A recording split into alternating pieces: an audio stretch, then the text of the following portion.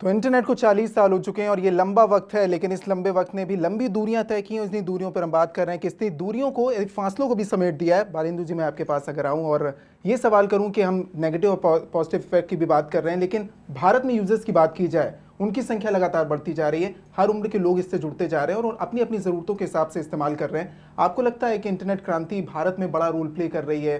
लोग ज़्यादा जानकारी हासिल करने के लिए जिज्ञासु होते हैं इंटरनेट की मदद से? बिल्कुल, कोई संदेह नहीं है। पहली बात तो ये है कि भारत में इस समय चूंकि ये इंटरनेट कम्युनिकेशन से भी जुड़ गया, सूचना के साथ साथ, और कम्युनिकेशन से जुड़ी हुई कोई भी चीज़ है बड़ी ज़बरदस्त वो सफल होती है।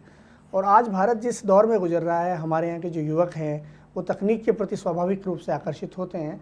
और धीरे धीरे आप देखिए, आप महसूस करेंगे कि पहले जो रोटी कपड़ा और मकान की बात कही जाती थी, आज रोटी कपड़ा और मोबाइल में बदल गया है। तो इतनी तेज़ी से इंटरनेट और मोबाइल युक्तियाँ लोकप्रिय हुई है लोगों के बीच में। और ख़ास तौर पर चूँकि भारत में हमारे लोगों का जो आय है, उनकी जो आय है वो बढ़ रही है। पिछले 5 साल में आय में काफ़ी वृद्धि हुई है, उसके साथ ही जागरूकता में वृद्धि हुई है और लोगों की क्रय शक्ति बढ़ी है। तो उसके साथ ही कंप्यूटरों का प्रसार हुआ है, मोबाइल्स का प्रसार हुआ है और उनके साथ इंटरनेट का प्रसार हुआ है। अच्छा, चलिए, युवाओं की आपने बात की और युवाओं की हम भी बात कर रहे हैं। दिनेश सिंह, भारतीय युवा मोर्चा के अध्यक्ष, उनका क्या कुछ कहना है इंटरनेट को लेकर, वो सुनते हैं। हम लोग तो राजनीतिक वर्कर हैं। राजनीति के क्षेत्र में ही तरह तरह गांवों तक तो इंटरनेट पहुंच गया है। लोगों से जानकारी प्राप्त करना, पहले कोई चीज़ हम भेजते थे, कोई मैसेज भेजता था, पहुंचने में महीनों लगते थे। पत्र कहीं मिस हो जाता था तो मैसेज पहुंच भी नहीं पाता था। अब तो आप जैसे ही क्लिक करते हैं वैसे मैसेज वहां पहुंच जाता है और कोई वहां की जानकारी और नई जानकारी आपको मिल जाती है। और अब आपको कहीं ढूंढने की ज़रूरत है, बस जैसे आप माउस को क्लिक करते हैं वैसे ही। देखिए, आपने सबने ये कहा कि एक क्लिक दूर है और आपके पास सारी जानकारियां, इसी पर हम बात कर रहे हैं। वक्त हमारे पास बहुत कम है। एक आखिरी सवाल राजेश जी आपसे लूंगा। 40 साल का वक्त भले वहां हुआ हो, लेकिन इतने सालों में भारत ने जिस तरह से इंटरनेट को छुआ है और पहुंची है लोगों तक, युवाओं की संख्या हिंदुस्तान में इतनी ज्यादा है, दोस्ती को लेकर हमने देखा, अफेयर्स को लेकर, शादी तक बात पहुंच चुकी है, जानकारियां तो लोग वैसे ही हासिल करते हैं। अच्छी पकड़ इंटरनेट की भारत में युवाओं पर और युवाओं की इंटरनेट पर हो चुकी है। कुल मिलाकर अच्छा संगम देखने को मिल रहा है। नहीं, संगम बहुत अच्छा है, परंतु अभी भी बहुत बड़ा जो एरिया है वो अभी अनटच्ड है। अभी जो टोटल हमारा जो इंटरनेट पेनिट्रेशन है, ब्रॉडबैंड पेनिट्रेशन है, वो मुश्किल से 5% ऑफ द टोटल पॉपुलेशन है। जबकि अगर हम डेवलप्ड कंट्री से मुकाबला करें जो हमारे साथ के हैं, जैसे जापान हो गया, ताइवान हो गया, चाइना को ही ले लें, चाइना में आज की डेट में penetration 25% of the total population है।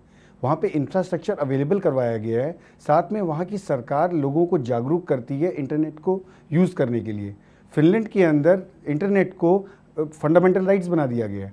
तो अगर आप कंपैरिजन करें तो अभी बहुत कुछ बाकी है। प्रॉब्लम क्या आ रही है, हमारी सरकार ने आईटी डेवलपमेंट का मतलब मोबाइल डेवलपमेंट समझ लिया है और वो थोड़े से उदासीन है। अभी जिस खुशी से, जिस एंथ्यू से उन्होंने इंटरनेट को चालू किया था 1998 में, अभी वो एंथ्यू आया नहीं है। 10 साल हो गए हैं। अब मुझे लगता है कि जिस तरीके से अब सरकारी महकमों में बात चल रही है कि जो सबसे बड़ी एप्लीकेशन है इंटरनेट टेलीफोनी, जो कि एक आम जनता, गरीब लोगों के लिए है, वो लोगों को इतनी सस्ती दरों में जोड़ देगा कि जो हम सोच भी नहीं सकते हैं। तो अभी इंटरनेट की क्रांति बाकी है। हमने हरित क्रांति देखी थी, अब इंटरनेट की क्रांति। आपने बहुत अच्छा सवाल यहाँ पर उठाया और वो ज़रूरत होनी चाहिए सरकार की तरफ से, उदासीनता ना हो, क्योंकि ये एक बड़ी चीज़ है, ये एक वरदान की तरह इस्तेमाल हो सकता है इसका।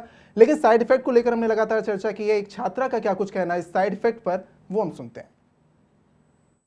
पहले अगर कोई भी बात दूर दूर देशों में या यहाँ तक कि दूसरे राष्ट्रों में बताने की बात होती तो दिनों और महीनों लग जाते थे। आज यही बात कुछ क्षणों में और कुछ मिनटों में ख़त्म हो जाती है। एक तो ये है। दूसरा ये है कि आज जितना इंटरनेट का फ़ायदा स्टूडेंट्स को हुआ है, शायद उससे ज़्यादा शायद किसी सेक्टर में नहीं हुआ होगा। स्टूडेंट्स अगर कोई भी एजुकेटेड रिलेटेड, एंटरटेनमेंट रिलेटेड अगर किसी को भी कोई बात है तो इंटरनेट से पॉसिबल हो गई है। देखिए, अपने ज़्यादातर लोगों ने सोचा कि पॉजिटिव साइड ज़्यादा है, नेगेटिव इफेक्ट कम हुआ है और हमें बेहतर तरीके से सोचना चाहिए। 40 साल का एक लंबा वक्त, लेकिन हिंदुस्तान में जिस तरह से पकड़ इसकी मजबूत हुई है उसको भी सराहा जाना चाहिए। जैसा कि राजेश जी ने कहा, अभी बहुत लंबा वक्त इस्तेमाल होना चाहिए कि बहुत बड़ी चीज़ में इसका इस्तेमाल किया जाए। बहुत सी चीज़ें हैं इससे अछूती हैं, वो एक बड़ा सवाल। बहुत बहुत शुक्रिया आपका राजेश जी, बालिंदु जी आपका भी हमारे साथ स्टूडियो में आने के लिए। तो पॉजिटिव साइड और नेगेटिव साइड दोनों है, लेकिन आखिर में 40 साल का एक वक्त हो चुका है। लेकिन हम आपसे कहेंगे पॉजिटिव साइड ज़्यादा सोचिए और नेगेटिव जो चीज़ें हैं उनसे दूर रहें। ये एक अच्छा विकल्प हो सकता है इंटरनेट के इस्तेमाल का। हमारी खास पेशकश में फिलहाल इतना ही। आप देखते रहिए CNEB। नमस्कार।